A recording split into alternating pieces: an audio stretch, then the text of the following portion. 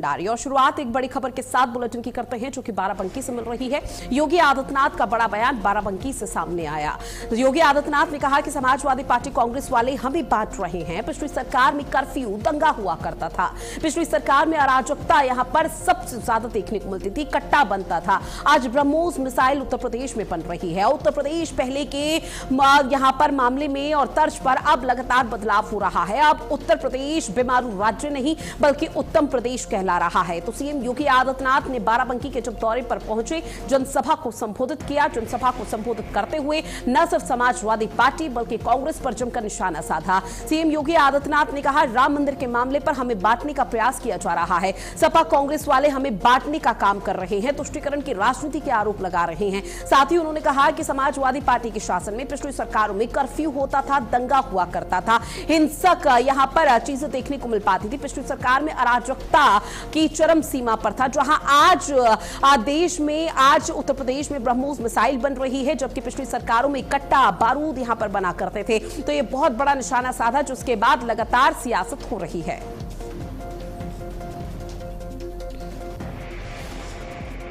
और लोदेश्वर महादेव का दर्शन करके, बहुत पवित्र दर्शन और दिव्य दर्शन करके अंतःकरण को अत्यंत आनंद की अनुभूति हुई। कितना प्राचीन विरासत है, कितने सौभाग्यशाली हैं आप। इस जनपद में भगवान लोदेश्वर महादेव का आशीर्वाद प्राप्त होता है। अगल बगल के कई जनपदों के श्रद्धालु यहां आते हैं, लेकिन मंदिर जीर्ण शीर्ण स्थिति में, कोई पुरसा हाल नहीं। यह देश 1947 के पहले हम मान सकते थे गुलाम था, पराधीन था, लेकिन 1947 में देश की आजादी हुई थी। आजादी केवल लो बाराबंकी के लोदेश्वर महादेव के मंदिर तक भी पहुंचनी चाहिए थी, नहीं पहुंच पाई। आजादी के बाद वह लोग कब्रिस्तान की बाउंड्री वाल के लिए तो प्राप्त हुआ, लेकिन लोदेश्वर महादेव के मंदिर को नहीं प्राप्त हुआ। हॉकी के लिए जिन्होंने भारत के राष्ट्रीय खेल हॉकी के लिए पूरा जीवन समर्पित किया, ऐसे केडी सिंह बाबू के हवेली के लिए नहीं वह पैसा उपलब्ध हो पाया था। पारिजात के महाभारत कालीन उस वृक्ष के संरक्षण के लिए नहीं हो पाया था। आज मुझे बताते हुए गौरव की अनुभूति हो रही है। बहनों और भाइयों, हमने भारत के विरासत के प्रतीक बाराबंकी की पहचान भगवान लोदेश्वर महादेव के इस पवित्र मंदिर के कॉरिडोर के लिए भी धनराशि स्वीकृत कर दी है। और आज मैंने देख करके अत्यंत आनंद की अनुभूति हुई, कितना भव्य कॉरिडोर बन रहा है काशी विश्वनाथ धाम की तर्ज पर। काशी विश्वनाथ धाम की तर्ज पर अब हमारे लोदेश्वर महादेव मंदिर का भी कॉरिडोर बनेगा, और आने वाला हर श्रद्धालु, चाहे वह बाराबंकी का हो, अयोध्या का हो, बहराइच का हो, गोंडा का हो, सीतापुर, लखीमपुर, लखनऊ, उन्नाव, हरदोई, रायबरेली, अमेठी, फतेहपुर और पूरा बुंदेलखंड क्षेत्र भी आता है। जो भी आएगा अभिभूत होकर के जाएगा और बदले में आशीर्वाद और धन्यवाद आपको देकर के जाएगा। इस बीच दिल्ली से एक बड़ी खबर, जहां रामधन गबन मामले पर सुप्रीम कोर्ट में सुप्रीम सुनवाई हुई। सुप्रीम कोर्ट में अगले सोमवार तक के लिए सुनवाई टाल दी गई है, जहां सुप्रीम कोर्ट ने 8 आरोपियों की गिरफ्तारी की जानकारी सुप्रीम कोर्ट में दी गई। तो ये बड़ी खबर, जहां सुप्रीम कोर्ट ने एसआईटी के पुनर्गठन के लिए कहा है। साथ ही आईपीएस अधिकारी की अगुवाई में एसआईटी का एक बार फिर से गठन हो, सुप्रीम कोर्ट की तरफ से कहा गया। सुनवाई के दौरान सुप्रीम कोर्ट ने सियासतदानों को भी हिदायत दी है कि इस पूरे मामले पर राजनीति नहीं चाहते, इस पूरे मामले पर सियासीकरण नहीं होना चाहिए। राजनीतिकरण राजनीतिकरण जो यहाँ पर तमाम पार्टियों की तरफ से किया जा रहा है वो इस मामले पर नहीं दिखना चाहिए। तो बड़ी खबर जहां आपको बता दें कि अयोध्या में राम मंदिर में चढ़ावा चोरी के मामले को लेकर सुप्रीम कोर्ट में सुप्रीम सुनवाई हुई, जो कि अगले सोमवार तक के लिए टल गई है। सुप्रीम कोर्ट ने 8 आरोपियों को गिरफ्तारी की जानकारी सुप्रीम कोर्ट में दी गई है। साथ ही सुप्रीम कोर्ट ने एसआईटी के पुनर्गठन के लिए कहा है, जहां आपको बताते चले कि सुप्रीम कोर्ट की तरफ से यह कहा गया कि आईपीएस अधिकारी की अगुवाई में एसआईटी का गठन एक बार फिर से किया जाए, ताकि इस पूरे मामले की निष्पक्ष और पारदर्शी तरीके से कार्रवाई हो। जो आरोप विपक्षी पार्टी की तरफ से लगाया जा रहा है कि एसआईटी पर भरोसा नहीं है, एसआईटी सही तरीके से कार्रवाई नहीं कर रही, जब सुप्रीम कोर्ट ने कहा कि आईपीएस अधिकारी की अध्यक्षता में यहां पर और उनके नेतृत्व में एसआईटी का गठन होगा दोबारा से, उसके बाद यह माना जा रहा है कि एक बार फिर से कार्रवाई के सिलसिले को आगे बढ़ाया जाएगा। जो अब तक कार्रवाई हुई है वो अब नई एसआईटी के समक्ष रखी जाएगी और उसी सिलसिलेवार तरीके से कार्रवाई होगी तो निश्चित तौर पर कई बड़े और चौंकाने वाले खुलासे हो सकते हैं, क्योंकि आज सुप्रीम कोर्ट में इस पूरे मामले को लेकर सुनवाई हुई है, रामधन गबन को लेकर। इसके साथ ही सुप्रीम कोर्ट में ये इस पूरे मामले की सुनवाई अगली तारीख मुकर्रर की गई है, सोमवार तक के लिए फिलहाल टाल दी गई है। यहां पर अलग अलग पक्षों की तरफ से कई दलीलें दी गई थी, दलीलों के दौरान यहां पर अपना पक्ष क्लियर करने की कोशिश की गई थी, अपना स्टैंड क्लियर किया गया, जहां पर सुप्रीम कोर्ट ने सबसे पहले सियासतदानों को हिदायत दी है कि इस पूरे मामले पर राजनीतिकरण नहीं होना चाहिए। साथ ही सुप्रीम कोर्ट में कहा गया कि इस पूरे मामले पर जो कार्रवाई है उसमें एसआईटी का पुनर्गठन हो, आईपीएस अधिकारी के नेतृत्व में गठन दोबारा से किया जाए, ताकि इस पूरे मामले की जानकारी सही तरीके से आम जनमानस तक पहुंच सके। साथ ही सुप्रीम कोर्ट में बता दें जो 8 आरोपियों की गिरफ्तारी सुख जेल के सलाखों के पीछे है उसकी जानकारी भी दी गई, जिसको लेकर सुप्रीम कोर्ट का सुप्रीम फैसला और फिलहाल जो तारीख है वो अगली सोमवार को मुकर्रर की गई है। तो ये बड़ी खबर आपकी टीवी स्क्रीन के माध्यम से लगातार आप तक साझा कर रहे हैं। रामधन गबन मामले पर सुप्रीम कोर्ट में आज सुनवाई हुई, जहां सुप्रीम कोर्ट में अगले सोमवार तक के लिए सुनवाई को टाल दिया गया है। इसके साथ ही सुप्रीम कोर्ट में 8 आरोपियों को गिरफ्तारी की जो जानकारी है वो सुप्रीम कोर्ट में दी गई। सुप्रीम कोर्ट ने एसआईटी के पुनर्गठन के लिए कहा है, जहां मामले की राजनीति नहीं चाहते हैं, सुप्रीम कोर्ट की तरफ से हिदायत दी गई है। सहारनपुर से बड़ी खबर, जहां एआईएमआईएम का अखिलेश यादव पर निशाना। सहारनपुर रैली की भीड़ पर एक बड़ा बयान एआईएमआईएम का सामने आया है। मुसलमानों को अब भागीदारी चाहिए, ये शादाब की तरफ से कहा गया। साथ ही शादाब ने कहा कि बीजेपी को हराने के लिए अखिलेश यादव साथ आए, ओवैसी के बिना अखिलेश सीएम नहीं बन पाएंगे, ये शादाब की तरफ से कहा गया। संसद विधानसभा में अपनी आवाज खुद उठाएगा मुसलमान। तो ये बड़ी खबर सहारनपुर से आप तक साझा कर रहे हैं, सहारनपुर की रैली के बाद एआईएमआईएम तीखे राजनीतिक बयानबाजी अब तेज हो चुकी है। इससे पहले ओवैसी ने उत्तर प्रदेश में बीजेपी की सरकार वापस रिपीट ना होने पाए, इसको लेकर समाजवादी पार्टी और अन्य विपक्षी पार्टियों से आह्वान किया था एकजुट आने का, और इसके साथ ही कहा था कि एआईएमआईएम इंटरेस्टेड है उनके साथ गठबंधन करने के लिए, अलायंस करने के लिए। लेकिन इस बीच अब आपको बता दें कि उत्तर प्रदेश से एआईएमआईएम के समर्थक हैं शादाब, जिनका एक बड़ा बयान सामने आया है, जिन्होंने अब यहां पर कहा कि अखिलेश यादव को यहां पर एआईएमआईएम पार्टी के साथ गठबंधन करना चाहिए, क्योंकि अखिलेश यादव बिना एआईएमआईएम के सपोर्ट में मुख्यमंत्री प्रदेश के नहीं बन पाएंगे, बीजेपी का सुपड़ा साफ नहीं कर पाएंगे। और उसके बाद अब सियासी बयानबाजी तेज हो चुकी है। सहारनपुर के शानदार कार्यक्रम के बाद समाजवादी पार्टी पूरी तरह से बौखला गई है। जो जौहर यूनिवर्सिटी पे कुछ नहीं बोल रहे थे, सुबह शाम उनको सिर्फ हिंदुत्व के रास्ते पर चलकर राम मंदिर पे ट्वीट किए जा रहे थे। जब बैरिस्टर ओवैसी साहब ने जौहर यूनिवर्सिटी का मुद्दा उठाया तब ये इन लोगों को याद आया है। हमने 14 जिलों में आंदोलन किया है जौहर यूनिवर्सिटी के लिए कल, ये हम लोगों का काम है। और समाजवादी पार्टी के लोगों को हम इतना ही कहेंगे कि ये भीड़ जो आई थी बैरिस्टर ओवैसी साहब के कार्यक्रम में, ये पैसों पर बुलाई हुई भीड़ नहीं थी। ये उत्तर प्रदेश का मुसलमान फैसला ले चुका है और मजलिस इत्तेहादुल मुस्लिमीन के बगैर आप मुख्यमंत्री नहीं बन पाएंगे। अगर आप कौरवों की तरह दुर्योधन का रूप धारण करके अगर अहंकार दिखाएंगे तो फिर आपकी हार निश्चित है।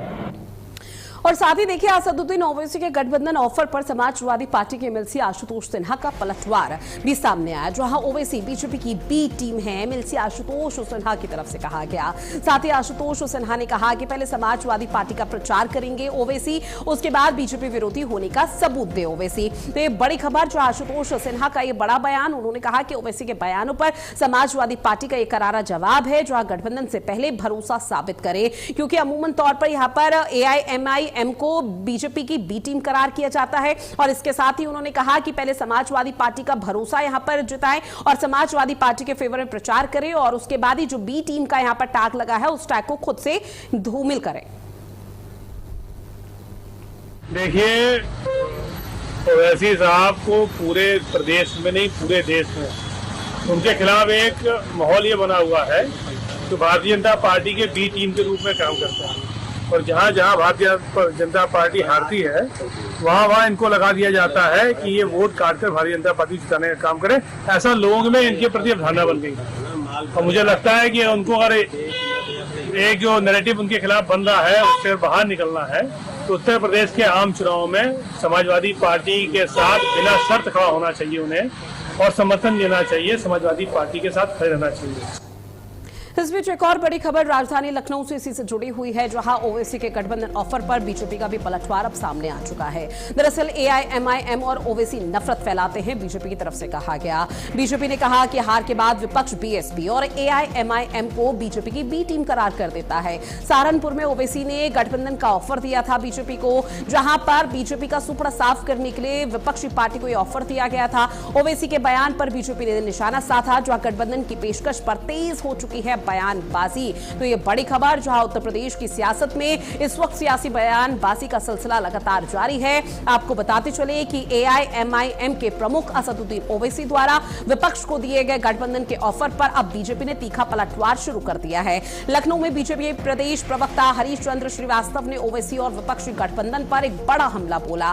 बीजेपी प्रवक्ता हरीश चंद्र श्रीवास्तव ने साफ शब्दों में कहा कि असदुद्दीन ओवैसी और उनकी पार्टी एआईएमआईएम का मुख्य एजेंडा सिर्फ और सिर्फ समाज में नफरत फैलाना है। उन्होंने विपक्ष की मानसिकता पर तंज कसते हुए कहा कि जब कभी भी समाजवादी पार्टी या कांग्रेस चुनाव हारते हैं तो वो अपनी हार का ठीकरा दूसरों पर फोड़ना शुरू कर देते हैं। हार के डर से बौखलाया विपक्ष तुरंत बीएसपी और एआईएमआईएम को बीजेपी की बी टीम घोषित कर देता है। साथ ही आपको बताते चले कि ये पूरा सियासी घमासान तब शुरू हुआ जब सहारनपुर की एक जनसभा में असदुद्दीन ओवैसी ने खुले मंच से उत्तर प्रदेश में बीजेपी को रोकने के लिए विपक्ष के सामने गठबंधन का प्रस्ताव रखा था। ओवैसी ने कहा था कि अगर विपक्ष चाहे तो उत्तर प्रदेश में गठबंधन मुमकिन है। अब इसी बयान को लेकर लखनऊ से लेकर दिल्ली तक सियासत गर्मा गई है।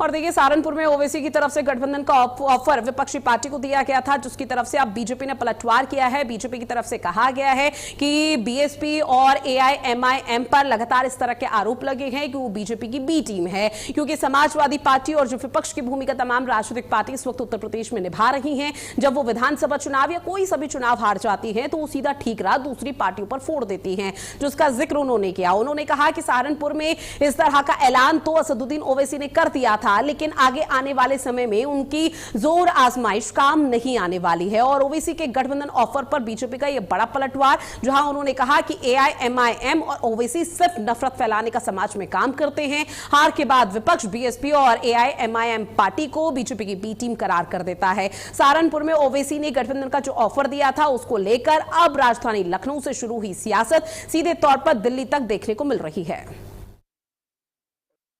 देखिए, इसका जवाब तो कांग्रेस समाजवादी पार्टी ही देंगे। और जहां तक ओवैसी का सवाल है, ओवैसी समाज में विद्वेष फैलाने की राजनीति करते हैं, सांप्रदायिक राजनीति करते हैं, जो उत्तर प्रदेश की सम्मानित जनता कभी उनको राजनीतिक स्पेस देने वाली नहीं है। और विपक्ष का जहां तक सवाल है, विपक्ष जब हारता है, जब उसको जनता नकारती है, तो कभी वो ईवीएम पे उसका ठीकरा फोड़ेगा, कभी ओवैसी भी फोड़ेगा, कभी ओवैसी को बी टीम बताएगा, कभी बसपा को बी टीम बताएगा। लेकिन वास्तविकता यह है कि ये जो दल केवल जात पात की और सांप्रदायिक गठजोड़ करके राजनीतिक स्पेस पाना चाहते हैं, कुर्सी हथियाना चाहते हैं, उनको जनता पूरी तरह खारिज करती है। साथ ही राजधानी लखनऊ के हजरतगंज चौराहे पर जोरदार तरीके से प्रदर्शन हुआ। बीजेपी कार्यकर्ताओं ने अखिलेश यादव के खिलाफ मोर्चा खोलना शुरू कर दिया है। आपको बता दें कि बीजेपी कार्यकर्ताओं ने मौलाना जर्जिश और अखिलेश यादव के खिलाफ जोरदार तरीके से सड़कों पर उतरकर प्रदर्शन किया। बीजेपी कार्यकर्ताओं ने मौलाना जर्जिश का पुतला दहन किया और उसकी गिरफ्तारी की मांग की गई है, क्योंकि मौलाना इस वक्त फरार चल रहा है। जहां पर मौलाना के कई ठिकानों पर लगातार पुलिस की दबिश दी जा रही है, छापेमार कार्रवाई की जा रही है, लेकिन मौलाना कहां फरार हो गया, कहां भाग गया, अभी इस बारे में जानकारी नहीं है। मौलाना की तरफ से हाल फिलहाल में एक विवादित बयान दिया गया था, जिसको लेकर अब बीजेपी के कार्यकर्ता राजधानी लखनऊ की सड़कों पर उतरे हुए हैं। लगातार वो तस्वीरें आपकी टीवी स्क्रीन पर, जहां पर जर्जिश और इसके साथ ही आपको बता दें कि अखिलेश यादव के खिलाफ हजरतगंज चौराहे पर एक बड़ा प्रदर्शन किया गया, नारेबाजी की गई, हाथ में पोस्टर लेते हुए लगातार मौलाना की गिरफ्तारी की बात कही जा रही है। जबकि प्रशासन ने पहले ही इस बात की जानकारी दी है कि मौलाना के कई ठिकानों पर दबिश दी गई है, लेकिन मौलाना कहां है, कहां नहीं है, अभी इस बारे में कोई भी जानकारी सामने नहीं आई है, क्योंकि मौलाना फरार बताया जा रहा है। हालांकि प्रशासनिक अमले का कहना है कि जो ये प्रदर्शन हुआ, ये शांतिपूर्ण तरीके से संपन्न हुआ है, किसी भी तरह की कोई जोर आजमाइश नहीं हुई है और प्रशासन की तरफ से कोशिश लगातार की गई कि शांतिपूर्ण तरीके से प्रदर्शन को समाप्त किया जा सके।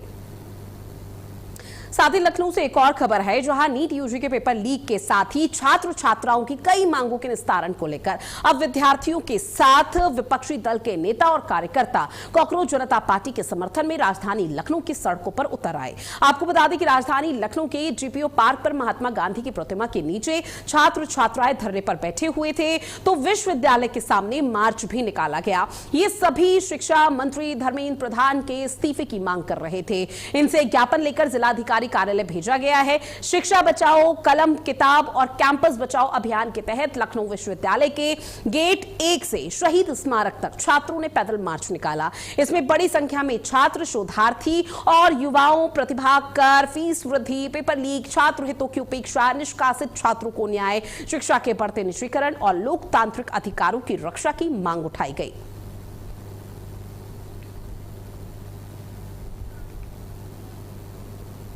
अगली बड़ी खबर, जो है लखनऊ पुलिस कमिश्नरेट में एक बड़ा तबादला हुआ है। अमित कुमार आनंद बने डीसीपी उत्तरी। बड़ी खबर, जो है मोहम्मद मुश्ताक डीसीपी दक्षिणी बने हैं। ये बड़ा तबादला, जहां पर लखनऊ पुलिस में डीसीपी स्तर पर ये बड़ा फेरबदल हुआ है। आगे आने वाले समय में शायद ये फेरिस्त और लंबी हो सकती है। कई बड़े अधिकारियों की तबादले हो सकते हैं। पुलिस कमिश्नरेट में नई तैनाती के आदेश जारी कर दिए हैं। साथ ही डीसीपी उत्तर और दक्षिण की जिम्मेदारी में ये तबादला हुआ है। तो ये फेरबदल, जहां 2 अधिकारियों के तबादले किए गए हैं, जहां मोहम्मद मुश्ताक अब डीसीपी दक्षिणी बने हैं। साथ ही आपको बता दें कि लखनऊ पुलिस में डीसीपी स्तर पर यह बड़ा तबादला बताया जा रहा है, जहां पर आगे आने वाले समय पे यह सूची और लंबी हो सकती है। पुलिस कमिश्नरेट में नई तैनाती के आदेश जारी कर दिए हैं। आदेश की कॉपी आपकी टीवी स्क्रीन पर। डीसीपी उत्तर और दक्षिण की जिम्मेदारी ये बदली गई है।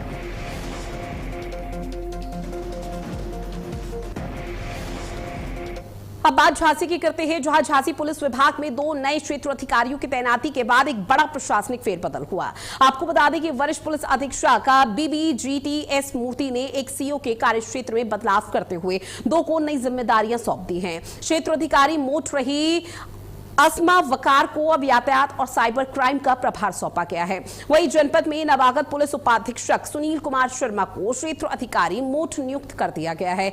इसके अलावा नवागत क्षेत्र अधिकारी मुकेश कुमार को अपराध कार्यालय का कार्यभार भी सौंपा गया। ये फेरिस्त आपकी टीवी स्क्रीन पर, जहां पर एक बड़ा और तबादला किया गया है प्रशासनिक स्तर पर, और आगे आने वाले समय पर और भी कई अधिकारियों का फेरबदल किया जा सकता है। अगली खबर नोएडा फेज 1 से, जहां पुलिस के हाथ एक बहुत बड़ी सफलता लगी है। पुलिस ने 25,000 के नामी गैंगस्टर को गिरफ्तार किया। पुलिस से मिली जानकारी के मुताबिक आरोपी वाहन और मोबाइल चोरी करने वाले गिरोह का सक्रिय सदस्य था। काफी समय से फरार चल रहे बदमाश पर 25,000 रुपए का इनाम पुलिस ने घोषित किया था।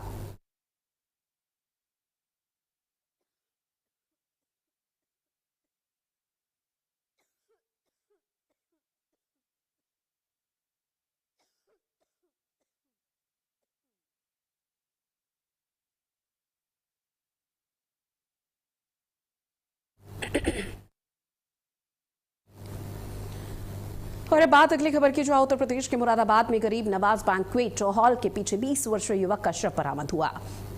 जिसके बाद इलाके में सनसनी फैल गई है। सूचना पर पहुंची पुलिस ने शव कब्जे में लेकर पोस्टमार्टम के लिए भेज दिया। मृतक की पहचान मृतक के तौर पर हुई है। परिजनों का आरोप है कि युवक को उसका दोस्त घर से चाय पिलाने के बहाने ताजपुर ले गया था, जिसके बाद वो वापस नहीं लौटा। देर रात तक तलाश के बाद पुलिस ने शव मिलने की सूचना परिजनों को दी। मृतक की मां जया बानू और भाई अदनान ने आरोप लगाया है कि ऋतिक के 25,000 रुपए तनवीर पर बकाया थे, जिसे लेकर लगातार विवाद चल रहा था। रात लगभग 12:30 बजे टाइम पे ये तनवीर नाम का लड़का है चौराहे पे का, तो उसकी मम्मी हमारे यहाँ आई तो वो कहने लगी आपका लड़का कहाँ है, उसका एसपी का घर कहाँ है। तो वो पूछने लगी कि मेरे लड़के को ऐसे आपके लड़के को रेप ले गए थे, ऐसे से मेरे लड़के का हेड मिला है, खून में सना हुआ, मेरे लड़के को मार दिया गया। उन्होंने आंटी यहाँ पे कह रहा था, वो यहाँ पर रोना पीटना डालने लगी अपना, तो यहाँ पर रोना पीटना डालने लगी। तो उसकी मम्मी मेरी मम्मी को मेरे पापा को ले गई थी यहाँ से, तो यहाँ से जब ले गई तो ऐसे करते करते रात के लगभग 2-2:30 बज गए। उसके बाद से अब इन्होंने अपनी दिल की भड़ास निकाली है इन लड़कों ने सबने एक साथ मिलके। तो उन्होंने सब लड़कों ने हमारे भाई को घेर के बहुत बेरहमी से मारा है। उन्होंने जिनके हाथ में जो है चाकू बाकू और उसको जबरदस्ती नशा करा के मारा है। अब खबर बरेली से है, जहां पर सीएनजी गैस का कैंटर पलटने से इलाके में हड़कंप की स्थिति है। आपको बता दें कि सीएनजी गैस उतारने के बाद टैंकर खाली लौट रहा था। इस दौरान हादसे का शिकार हो गया। मौके पर पुलिस और फायर विभाग ने बिजली की आपूर्ति बंद कराई। तकरीबन 200 मीटर के दायरे पर बैरिकेडिंग कर इलाके को सुरक्षित किया गया। साथ ही बारादरी थाना क्षेत्र के संजय नगर मोड़ के महर्षि कश्यप चौक का मामला ये पूरा बताया जा रहा है। तस्वीर आपकी टीवी स्क्रीन पर किस तरह से सीएनजी का जो टैंकर है वो पलट जाता है, एक बड़े हादसे का शिकार होता है और आगे का पूरा हिस्सा क्षतिग्रस्त हो चुका है। फिलहाल पुलिस ने बैरिकेडिंग कर दी है ताकि कोई भी बड़ी दुर्घटना न होने पाए, और इसके साथ ही आगे की जो मामले की कानूनी प्रक्रिया है उसे शुरू कर दिया गया। साथ ही बात करते हैं मेरठ की, जहां परतापुरा थाना क्षेत्र में बीजेपी युवा मोर्चा के प्रदेश अध्यक्ष रोहित मिश्रा के कार्यक्रम के दौरान भारी बवाल हुआ। रोहित मिश्रा के काफिले के काशी टोल प्लाजा पार करते ही पीछे चल रहे दो पक्षों में पुरानी रंजिश को लेकर खूनी संघर्ष शुरू हो गया। आरोप यह है कि एक पक्ष ने दूसरे पक्ष को पहले कार से कुचलने की कोशिश की और फिर ताबड़तोड़ फायरिंग कर दी। गनीमत तो यह रही कि गोली किसी को नहीं लगी और एक बड़ा हादसा टल गया। घटना के बाद इलाके में हड़कंप की स्थिति है। भाजपा नेता के स्वागत समारोह में मारपीट और फायरिंग का मामला है, क्या पूरी घटना है, क्या कार्रवाई है? देखिए, अभी कुछ समय पहले ही सूचना प्राप्त हुई है। जो भारतीय जनता पार्टी के रोहित मिश्रा जी जो है युवा मोर्चा के प्रदेश अध्यक्ष, इनके स्वागत में कुछ युवक वहाँ इकट्ठा हुए थे काशी टोल थाना परतापुर क्षेत्र में। जैसे ही उनका स्वागत किया गया उसके पश्चात उनका वहां से प्रस्थान हुआ। साथ में जो कुछ युवक जो पीछे रुके थे उनमें आपसी किसी कारण बहस हुई और उसके बाद में ही ये हवाई फायरिंग की सूचना आई है। साथ ही में ये भी पुलिस ने इसमें तुरंत अभी टीमें हमने गठित की है और इसमें जो तहरीर अभी प्राप्त हुई है उसी के आधार पर तुरंत मुकदमा पंजीकृत कर आगे की विधिक कार्रवाई भी की जाएगी। साथ ही हरदोई के मझुला थाना क्षेत्र के ग्राम दौलतपुर निवासी 27 वर्षीय तहजीब पुत्र मुजीब का शव सोमवार को गांव के निकट सड़क किनारे मिलने से क्षेत्र में सनसनी फैल गई। सूचना मिलते ही स्थानीय पुलिस मौके पर पहुंची, घटनास्थल का निरीक्षण किया। फॉरेंसिक टीम ने मौके के साक्ष्य एकत्रित किए, जांच शुरू कर दी है। साथ ही पुलिस ने शव को कब्जे में लेकर पोस्टमार्टम के लिए शव को भेज दिया। कार्रवाई पूरी की जा रही है। पुलिस का फिलहाल कहना कि पोस्टमार्टम रिपोर्ट और अन्य साक्ष्यों के आधार पर आगे की विधिक कार्रवाई की जाएगी। दिनांक 20 जुलाई 2026 को थाना मझिला को सूचना प्राप्त हुई कि एक व्यक्ति जिसका नाम तहजीब पुत्र मुजीब जो कि दौलतपुर का रहने वाला है का शव टुमुरकी गांव के पास एक सड़क पर पड़ा हुआ मिला है। स्थानीय पुलिस के द्वारा घटनास्थल का निरीक्षण कर लिया गया है। फोरेंसिक टीम के द्वारा साक्ष्य संकलन किया जा चुका है। शव का पंचायतनामा भरकर शव विच्छेदन हेतु उसे अस्पताल भेज दिया गया है। इस मामले में अन्य वैधानिक कार्रवाई सुनिश्चित की जा रही है। वहीं मिर्जापुर के लालगंज थाना क्षेत्र में वाराणसी रीवा राष्ट्रीय राजमार्ग पर एक कंटेनर में आग लग जाती है। घटना खजूरी फ्लाईओवर के ढलान पर हुई है, जिससे यातायात बाधित हो गया। कंटेनर गुवाहाटी से ट्राई लेकर महाराष्ट्र के कोल्हापुर जा रहा था। प्रारंभिक जानकारी के मुताबिक कंटेनर के पिछले पहिए का टायर फट जाता है। टायर फटने के कारण वाहन के पिछले हिस्से में आग लग गई। आसपास के वाहन चालकों और ग्रामीणों ने धुआं और लपटें देखकर चालक को सूचित किया। चालक ने कंटेनर को सड़क किनारे रोककर आग बुझाने का प्रयास किया, लेकिन आग तेजी से फैलती रही। सूचना ही प्रभारी निरीक्षक वेद प्रकाश पांडे पुलिस बल के साथ घटनास्थल पर पहुंचे। पुलिस ने तत्काल दोनों ओर से यातायात रोक दिया। मिर्जापुर से मध्य प्रदेश की ओर जाने वाले बड़े और छोटे वाहनों का संचालन लगभग 1.5 घंटे तक बंद रहा। और चलिए इन्हीं तमाम खबरों के साथ इस खास बुलेटिन में इतना ही। देश और दुनिया की बड़ी खबरों के लिए आप बने रहिएगा भारत अपडेट के साथ। नमस्कार।